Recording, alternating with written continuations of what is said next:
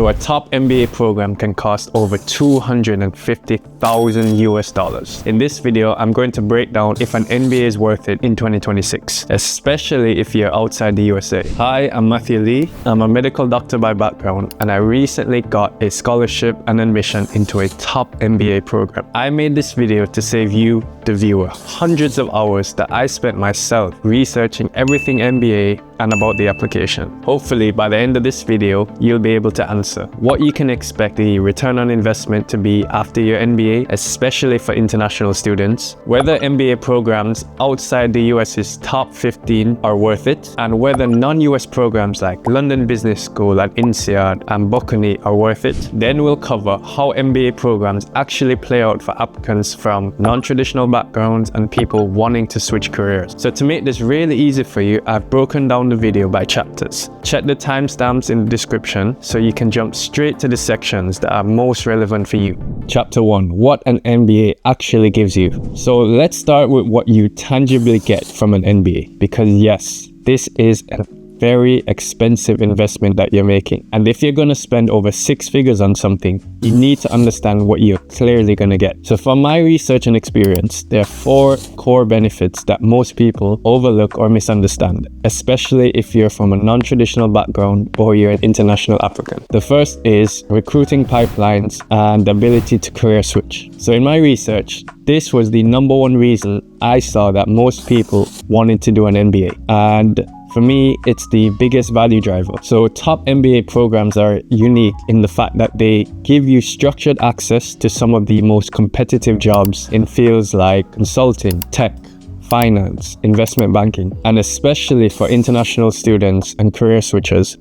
This is extremely important because you probably wouldn't have these opportunities otherwise. Essentially, these firms expect to hire from MBA programs, and especially if you go to a top program, the recruiting pipeline, especially in the US, is very structured. And these roles are designed for people with little or no prior industry experience. They usually take your previous background and push you to specialize within that specific field. And what's really important is if you're an international applicant, many of these traditional roles are the roles that offer visa sponsorship, which is really crucial if you want to stay in the US, UK, whatever country after graduation. And plus, within this structured approach, there are clear timelines for internships, assessments, and return offers. So if you never had access to these already existing pipelines, breaking into these industries is really hard, especially if your background is non-traditional. And then it's even harder if you're trying to switch careers. So this is the reason why the MBA is one of the biggest value drivers, because for most, especially from non-traditional backgrounds, the MBA is probably the only way for you to break into this industry. The second thing is brand signaling and credibility. Now, this second benefit, it is harder to quantify,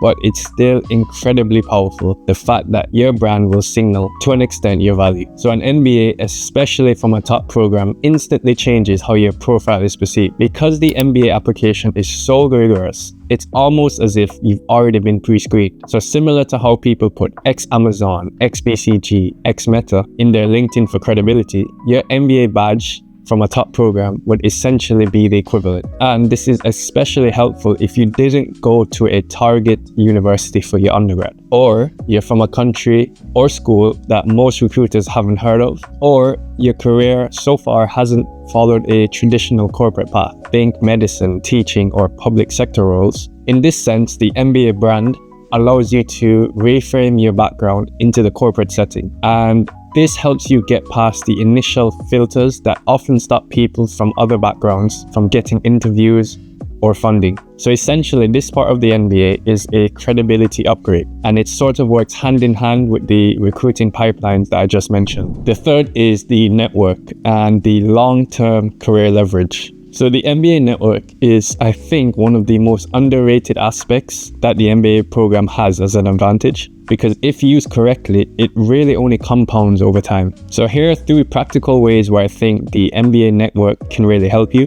The first is mentorship and guidance. So many of your peers within your MBA program will go on to lead teams, manage huge budgets, or even launch their own company. Your MBA network, you can think of it as a pool of already pre-screened applicants. They're really usually hardworking, and high potential persons that you can collaborate with, and you're going to know them for over 2 years. For example, these people might be 2 to 5 years ahead of you in your industry, or you might meet someone that has expertise in a specific industry that you're trying to pivot into. And your fellow alumni are the persons that are going to give you the realest advice. They'll be able to advise you on what salary they want, how the team culture was, what the career progression is, and what are the actual exit options. You're going to be spending the next 2 years together, so you'll be able to ask all the questions you ever had about that industry or job role. And you have to remember that these classmates are also your future co-workers. They're your future investors, and they're even your future co-founders. So especially if you're navigating a pivot from a non-traditional background to a corporate function, or even you're looking at entrepreneurship,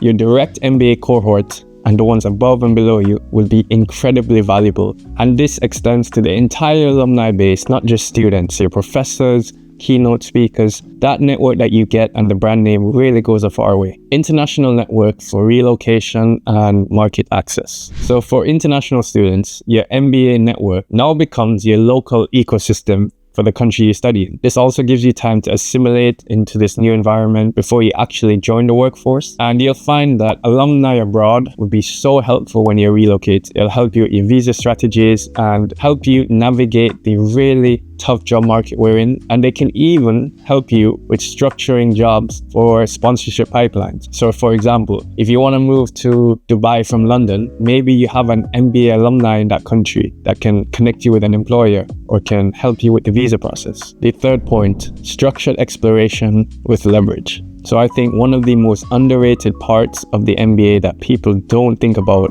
is that the MBA gives you time. So you'll usually have 1 to 2 years where you can actually step away from full-time work and you can try new industries. You could try internships in jobs that you were really interested in that you probably never would have the chance to. You can explore different geographies or career locations. Or if you want, you could literally just rebuild your entire professional identity and completely change your profession. Or you could use this time as just a structured reset because you're burnt out. So I think this time is especially valuable if you know you want to switch career paths, but you don't have that space or flexibility to figure it out while you're working full time. So think of it more than just a bit of time off. If you use the MBA properly, I really think that it can be a structured exploration period and you'll be able to accelerate your career with leverage at the end of it. Chapter 2, the true cost of an MBA in 2026. So when most people look at the real cost of an MBA, the thing that stands out most is definitely the tuition fee. But actually, very few people break down the actual cost of doing one, which extends way beyond just the tuition fee. And especially when you're spending over 6 figures, you might be relocating to another country and spending time outside of the workforce. Those numbers really do add up quickly. This is even more important if you're self-funded or you're coming from a non-traditional background that isn't as high paying as the traditional pre-MBA applicants that were being paid higher before coming in. So if you're actually planning to do an MBA seriously, especially if you're funding it yourself or you're moving to another country, you need to know that the real cost extends far beyond that. In this section, I'm going to walk through the 4 major cost areas you need to factor in before you commit to any MBA program. So the first is tuition and living costs. Across most top programs, the tuition alone can range from $60,000 to over $150,000 per year. For example, Harvard or Stanford, their tuition averages around $80,000 USD per year. So for the full 2 years, you're looking at over $160,000. If you're looking at Europe, London Business School, for their full tuition for 2 years is £120,000. For INSEAD, it's around £97,000 for only 1 year. So even at the cheaper end, you're still looking at around 6 figures in tuition alone. And that's just the beginning. Now, when you add in living expenses, which massively varies by location, the numbers get even more daunting. So here's a rough guide for the living costs, and here is a conservative estimate. For high cost of living cities like London, New York, Paris, this can easily be over $40,000 to $50,000 a year. Add in another 10 to 20% if you're living with your partner or family. And remember guys, this doesn't include the extras that are not usually shown on the school's website. So if you're moving to another country, you might need to get health insurance. You might need to get mandatory study materials or software. And you're going to need to spend time networking and going to socials, which can really rack up the costs. So all in, the actual all-in cost, if you're doing, for example, a 2-year MBA program in the US at a top school, this can easily reach to over 250,000 over the 2 years. And if you're doing a 1-year European MBA program at a top firm, it can still be around 110 to 150,000 pounds when you include tuition, living, and extra costs. And it's really important to note, guys, that all of these costs is before you factor in the cost of leaving work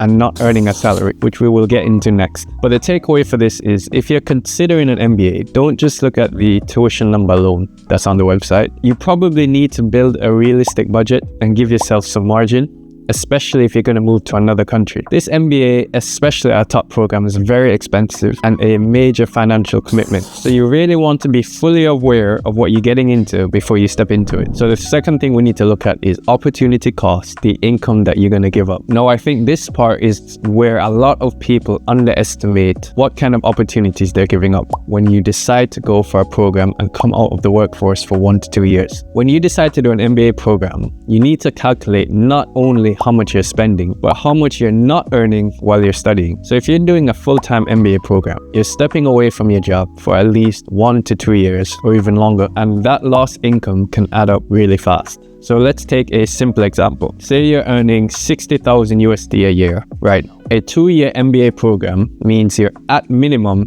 giving up 120,000 in income on top of paying your tuition, living costs, and all that extra. Even if you're doing a 1-year MBA program, that's still $60,000 that you're not earning. And that doesn't account for all the bonuses. Maybe you have stock options, the opportunity to get a salary increase or promotion that you might have had received if you had stayed in your role. So this becomes even more relevant if you're already in a well-paying job. Or maybe you're in a fast-growing company where the salary progression is quite good. Then you really have to factor in, do you really want to do an MBA? Now, when looking at the aspect from an international student, it's almost a double-edged sword. You're getting hit by both sides because you're not just giving up income in your home country, you're also betting on the fact that you get a sponsored job after you finish your program to make up for that big gap. And there's no guarantee that that will happen. And if it doesn't go well, you might have lost time and income without any return on what you were counting on. That's why it's really important to factor in this opportunity cost, not just tuition and living, because your return on investment isn't just based on what you pay, it's also based on what you gave up or what you could have potentially had instead. Visa, relocation, and sponsorship risks, the hidden costs for international students. Now, if you're applying from outside the US or the United Kingdom, this section is especially important because beyond tuition and living costs, there are a lot of hidden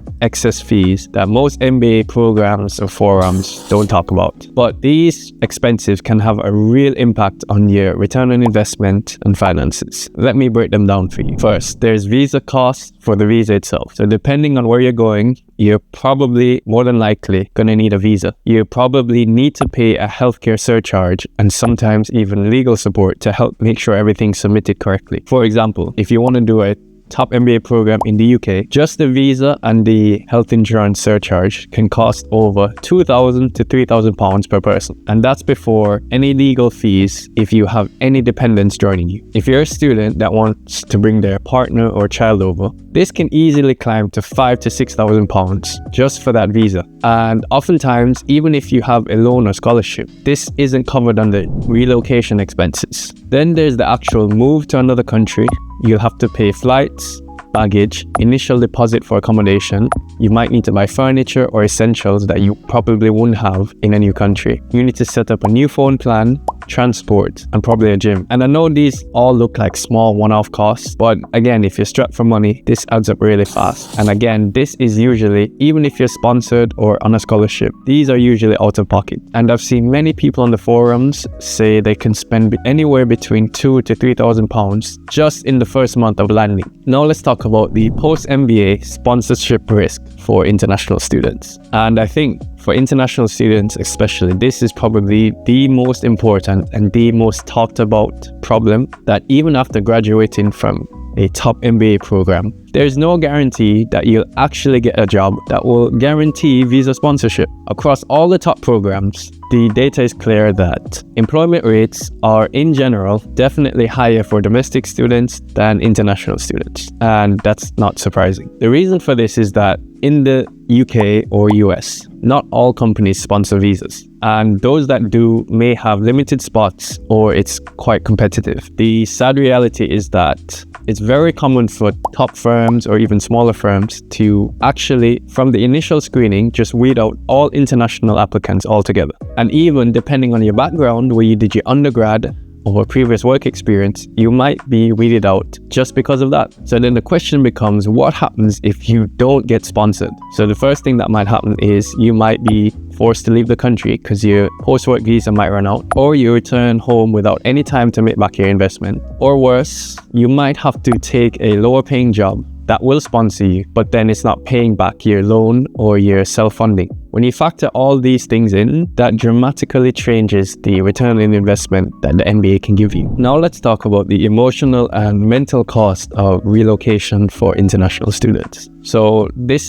part of the video is non-financial, because when you think about it, moving abroad can be really exciting, but it also comes with a lot of stress. You're gonna navigate systems that are unfamiliar to you, and you might have to do a lot of bureaucracy that you're not used to. You're also gonna have to build your new professional network and social network from scratch. Not only that, if you have a partner or family, being away from them might actually put you under a lot of stress that a lot of domestic students might not face. And you really need to factor these things in, because you can't put these feelings on a spreadsheet, but they will significantly affect your day-to-day life. And they can even affect the kind of roles you want to go for. So in your MBA ROI calculation, you need to factor this in. And then finally, let's talk about debt and interest, the pressure of self-funding, especially for international students. So for most applicants, especially those without a significant scholarship or employment sponsorship, the MBA will be at least partially self-funded. And what that usually means is that you probably will have to take out a loan. Now, the issue here isn't just the loan amount, it's the interest and repayment terms, which are often underestimated. So depending on your country and the lender that you choose, interest rates can range from anywhere from 4% to 10% per year. And in some cases, even higher if you're borrowing from a private provider or an international bank. So that means by the time you graduate and start repaying, your $200,000 MBA might actually cost you closer to over $250,000 or even more. And the bigger challenge is this, that the debt that you accumulate is going to create some real life pressure for you. I think the most crippling thing about debt is that it's going to limit your post-MBA flexibilities in ways that aren't necessarily that obvious. So the most common thing that happens is you might feel that you're forced to choose the highest paying job that you can post-MBA, even if it has nothing to do with your long-term or short-term goals. You also might not be comfortable taking a role that's paying less at an early startup or an organization that, really aligns with your career goals. Or you might just avoid relocating again to a new city or country just because of the costs. So when you think of debt, it's more than just that financial number. It's actually a really big trade-off in freedom, options, and your mental clarity. So if you're planning to self-fund, make sure you're fully aware of the terms and that you have a plan for how that debt is going to affect your career choices post-MBA. The last thing you really want to do is join a big prestigious program, get bogged down by debt, and actually feel even more trapped than if you never did MBA at all. Chapter 3, is the MBA return on investment worth it? So now that we've covered what an MBA actually can give you and actually what it costs, the obvious question is, does the return on investment actually make sense? And for me, when I was thinking about this, the answer really depends on 3 main things. 1, your time horizon, 2, your personal situation, and 3, your location. I'm going to break this down further in this chapter. First, you need to think about long-term versus short-term return on investment. So when most people decide to look at MBA programs, they usually ask this question: will I earn more money after graduation than my current role? And while the answer is usually yes, the truth is that this timeline sort of matters a lot more than we think. So in year 1, your post-MBA salary might jump from something like $50,000 previously to,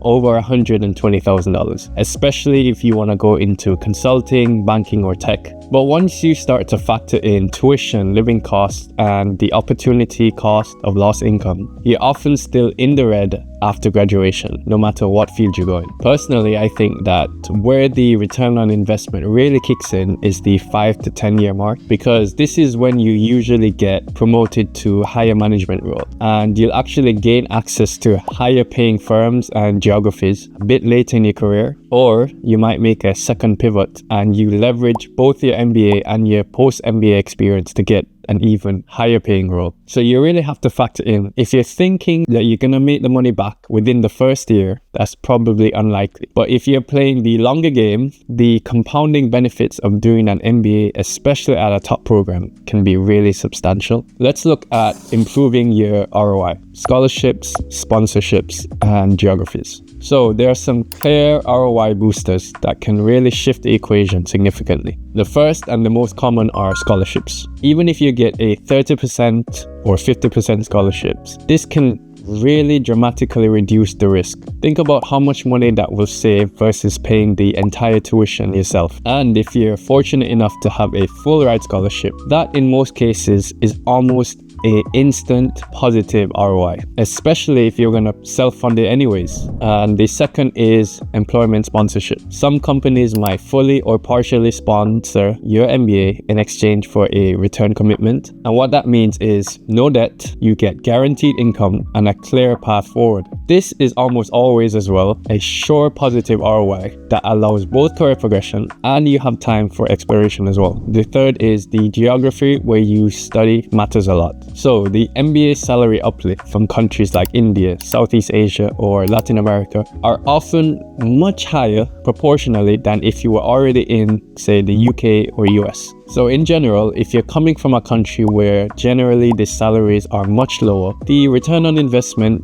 is almost always worth it. As a caveat, for example, if you were in the US and you went from $90,000 to $140,000, that is still a big jump, but the costs are far higher. And in the US, maybe you could have gotten that salary increase through promotions or changing jobs. The MBA, in that sense, wouldn't be the most optimal route for them. So geography does play a big part into this, both where you study and where you want to work. And it really helps when you come from a geography where you're not earning as much to one where the salaries in general are higher. ROI beyond salary, the intangible value of an MBA. Finally, it's worth mentioning that the ROI doesn't always show up as a hard number that you can calculate. Oftentimes, a top MBA program can give you a really good positive return on investment through means that are a bit intangible. So for example, you can get access to high growth networks that can lead to your third or fourth career change. The MBA, if you're international, can open new immigration pathways for you and unlock global job markets for you. The MBA might give you confidence and maybe just the positioning to start your new career path or even starting your own business. You may also be exposed to things that you never thought would influence you. Maybe you've been introduced to investors or get started in accelerator programs or met other co-founders that made you start thinking about startup life. And for many people, those intangible benefits end up being the real reason that the MBA was worth it, not just the hard post-MBA salary. So to conclude, is the ROI worth it for an MBA in 2026? I think if you're clear on your goals and you play the long game, yes, definitely it can be. There's a reason that thousands of people do top MBA programs and do well in their career every year. But I will say there's a big caveat. Usually the ROI is typically only worth it after you factor in the real cost and you're honest about the outcomes that you're hoping to achieve. In the next chapter, we're going to tackle one of the most common questions I hear. Do you only need to go to a top MBA program for it to be worth it? Chapter 4, do I have to go to a top MBA program? Now let's tackle one of the most common questions that I had and almost everybody has is, when you're applying for MBA programs, is it only worth it to go to the top 10, top 15 programs? The short answer is not always, but in many cases, especially if you're switching careers or countries, yes, going to the top program will make life so much easier. The first reason is top programs still offer the best access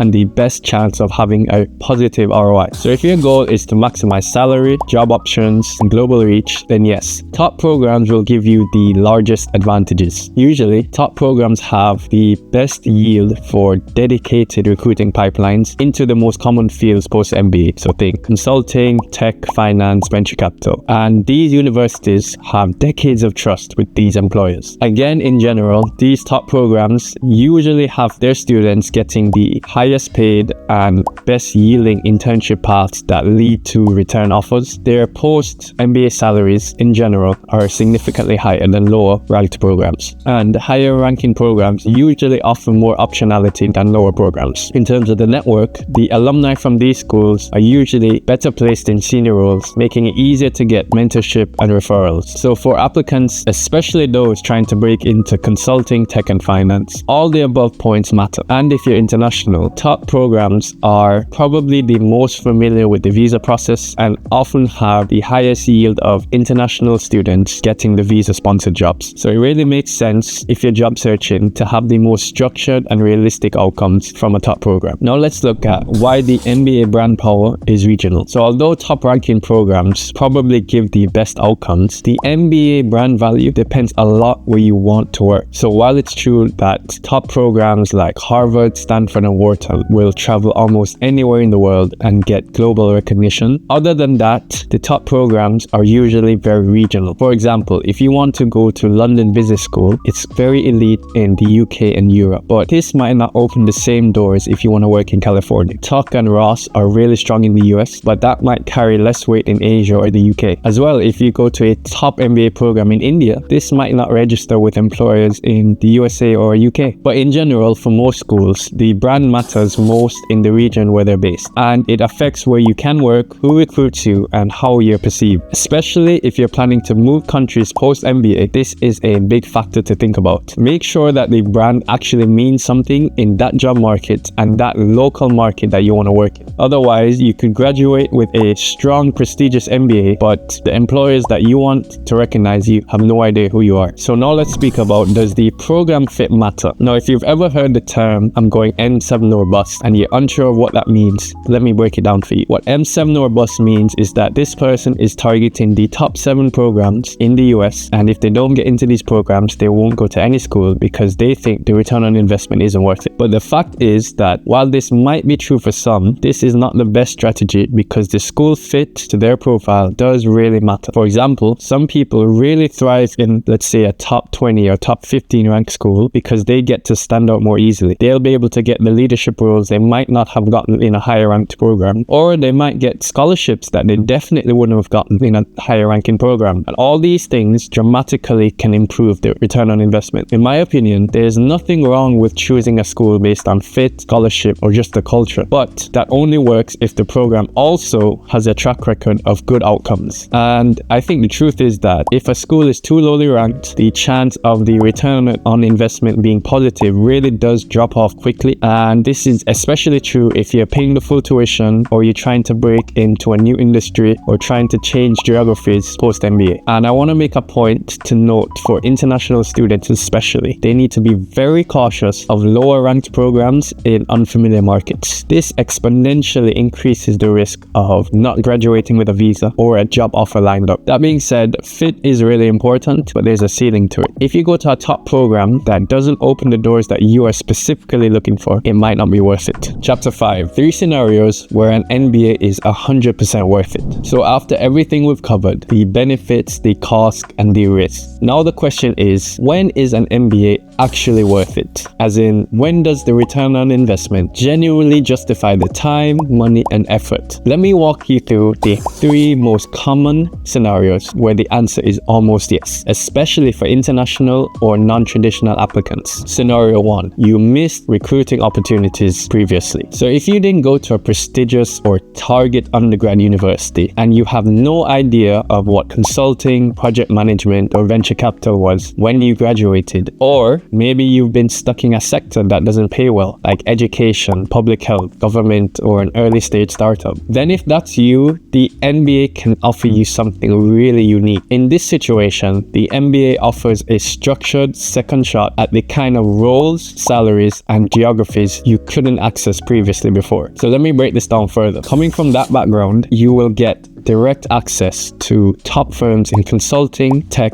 venture capital, and investment banking, many of which don't really care what your background is, as long as you perform during your MBA from a top program and are able to manage the work. In these cases, you can sometimes double or even triple your salary, especially if you're coming from a lower income country or a sector like research or healthcare. And on top of the salary, you earn a credential with prestige, one that's recognized internationally and can reset how employers and recruiters see you, versus previously you might have been invisible. Especially for international students, this is incredibly powerful. You may not have had the access to elite employers back home, and your undergrad might not be carrying any weight. But after your MBA program, you might be put in front of the right people, in the right places, at the right time. That alone makes it worth it for a lot of people, including myself. Scenario 2, you have a strong scholarship or employee sponsorship. So if you've been offered a substantial scholarship or your employer is sponsoring you, the return on investment of an MBA becomes much more straightforward. Let's take a look at scholarships. So if you receive a scholarship that's 50% of the tuition or even a full ride, then you're getting the same access to recruiting pipelines, network,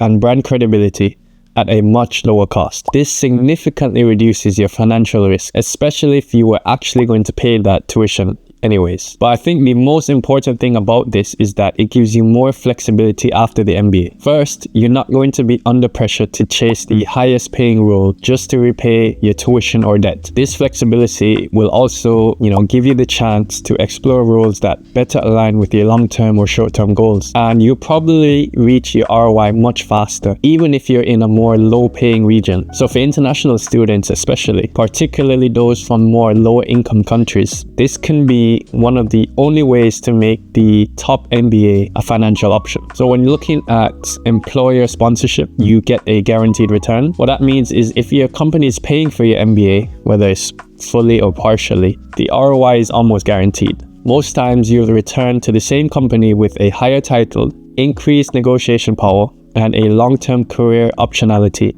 if you decide to leave later on. Sponsorship is really cool because it means you can avoid debt, you maintain continuity in your career, and you actually return to your job with more leverage. So whether it's through scholarship or sponsorship through your employer, once you remove the biggest cost burden, the decision becomes a lot easier. The risk is lower, the upside remains, and the path forward is a lot more clear for your career. Scenario 3, you're international with high career and salary upside. So if you're applying from countries like India, Southeast Asia, or Latin America, an MBA from a top global program can unlock opportunities that are almost impossible to get in your home country. Let me break down the practical upside that a top MBA program can give you. So you'll have access to firms that rarely recruit outside the US, EU, or UK.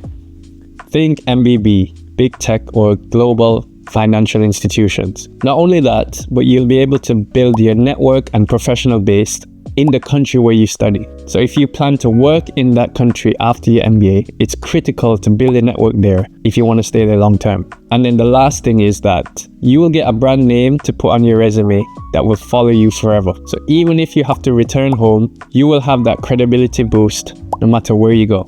So yes, the cost is high for your top MBA program, and the risk that you don't get a job post-graduation is real. But I want you to take a step back and think, if you do happen to land a job post-MBA in the country that you study, that salary lift alone can repay your entire MBA investment in just a few years.